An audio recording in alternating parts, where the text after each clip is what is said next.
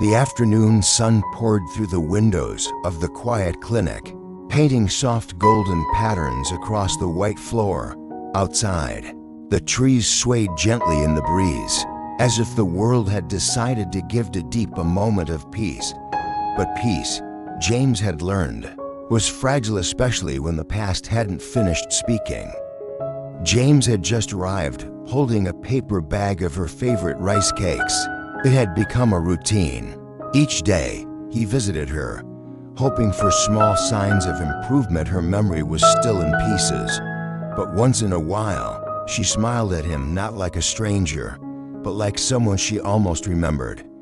He was halfway through the corridor when the nurse approached him quietly. "There's a visitor asking to see Tu Diep," she said. "She says she's her biological mother." James froze. He turned to the waiting area and saw a woman in her late 40s, elegant but visibly nervous. Her eyes scanned the room, then rested on James. In that moment, the truth seemed to fill the space without a word.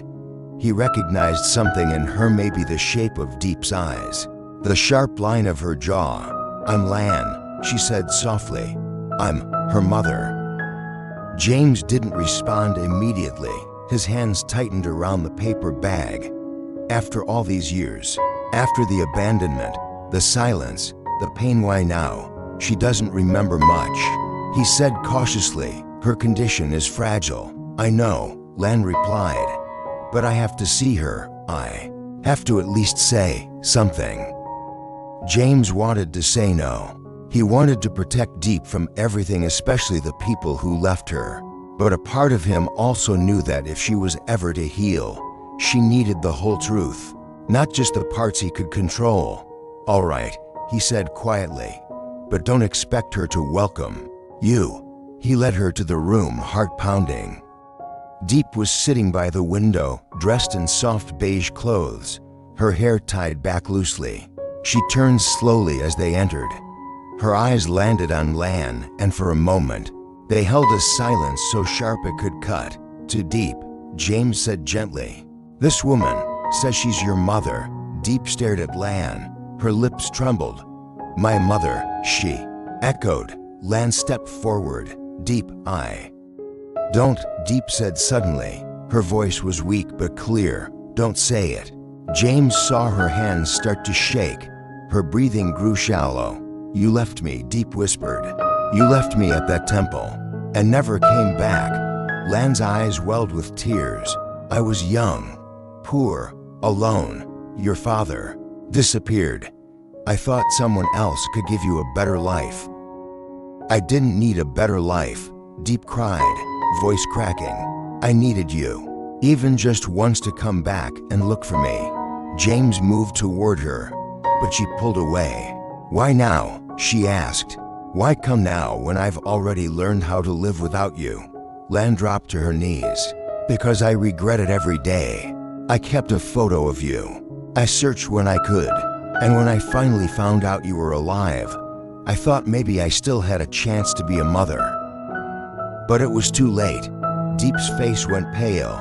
Her eyes rolled back. Then she collapsed. "Diep." James rushed forward, catching her before she hit the ground. "Diep, stay with me." The monitors beeped. Wildly, nurses stormed in.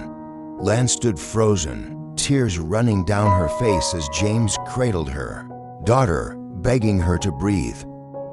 Hours passed. The doctor came out at last. "She's stable, but her condition has worsened. Emotionally, she's overwhelmed. Her memory is fragile, and this confrontation may have pushed her too far." James sat in the hallway, numb. Lan sat quietly across from him, hands clenched in her lap. "I never meant to hurt her," she whispered. "I thought telling her the truth might help." James looked at her, eyes filled with pain. "The truth isn't always what people need. Sometimes they need time and kindness, things she didn't have for years." Lan nodded. "I want to stay, if she lets me." James didn't answer. He just stood and looked through the glass, where Tu Diep now slept in the hospital bed, her face pale and fragile like paper. He didn't know if she would forgive her mother. He didn't even know if she would ever look at him the same again. But he knew this, no matter how broken she became, no matter who came and went, he would stay. Because love, the real kind, doesn't abandon. It doesn't wait for the right moment. It simply remains. The next morning arrived with a strange silence.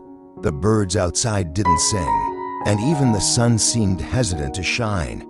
Inside the clinic room, Tu Diep lay still, eyes closed, her breath slow and shallow. Machines hummed softly round her, as if afraid to disturb the fragile peace. James sat by her side, his fingers gently brushing a strand of hair away from her face. He hadn't slept. He couldn't. Not while the person he loved most was fighting her own mind, memories too painful to carry, truths too sharp to forget. He glanced at the door. Lan hadn't come back. Part of him was relieved. The other part knew it was not over. The visit had cracked something inside Tu Diep that he couldn't reach. No comforting words, no gentle smile could repair it. When she finally stirred, James leaned in, deep. He said softly, her eyes opened slowly. They were duller than before, as if the light inside her had dimmed. "Do you want some water?" he asked, reaching for the glass. She didn't answer. She simply looked at him, really looked. "Why are you still here?" she asked, her voice like a whisper lost in wind. James froze. "Because I care about you. Because I love you." She turned her face away. "But I don't remember you. And now I remember someone I never wanted to remember." James sat back, stung. "You should go," she added. "No," he said, more firmly than he expected. "You don't get to push me away because you're hurting. That's not how love works." She looked back at him. "Love didn't save me when I was 5 years old. Love didn't come looking for me. Love left me." James stood. "Then let me redefine what love means for you." There was a long silence. Her eyes filled slowly with tears. "I'm not strong enough," she whispered. "I thought I was. But when I saw her, something inside me broke." "You are strong," James said, kneeling beside her. "You faced her. You didn't run. Even when it hurt like hell." She blinked, tears spilling over. "She had the same hands as me," Diep whispered. "But they never held me." James took her hand gently. "Mine will, as long as you let them." Just then, there was a quiet knock at the door. It was Lan. "I'm sorry," she said, not stepping inside. "I'll go. I brought something for her." She held up a small, worn-out music box. It used to be hers, from when she was a baby. James looked at Tu Diep. She said nothing, only stared at the box in her mother's hand. Lan placed it on the chair by the door. "I won't force myself into her life. I just wanted her to have something real." Then she turned and walked away. After a long pause, Diep spoke. "Can you bring it here?" James picked up the music box and gently handed it to her. She opened it.